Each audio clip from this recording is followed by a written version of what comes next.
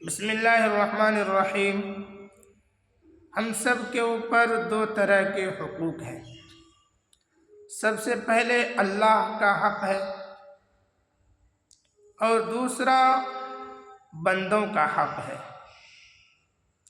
اللہ کا جو حقوق ہے وہ اگر چاہے گا تو معاف کر دے گا۔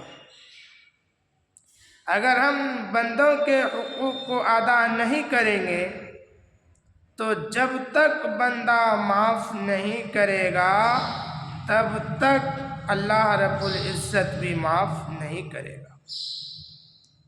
اس لیے چاہیے کہ ہم سب کو اللہ کے حقوق ادا کرنے کے ساتھ ساتھ بندوں کا بھی حقوق ادا کریں۔ جیسے ماں باپ کا حق ہے، بیوی بچوں کا حق ہے، پڑوسیوں کا حق ہے، اسی طرح ایک مسلمان کا دوسرے مسلمانوں کے اوپر حق ہے۔ سب سے پہلا حق یہ ہے کہ جب سلام کرے تو اس کا جواب دے۔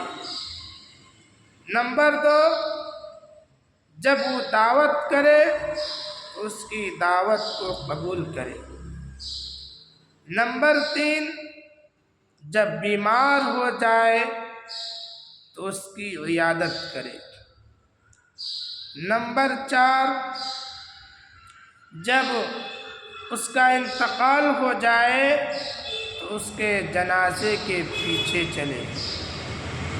نمبر 5، جب اس کو چھینک آئے اور وہ کہے الحمدللہ تو اس کے جواب دے یرحمک اللہ۔ تو یہ 5 حقوق ایک مسلمان کا دوسرے مسلمان کے اوپر ہے۔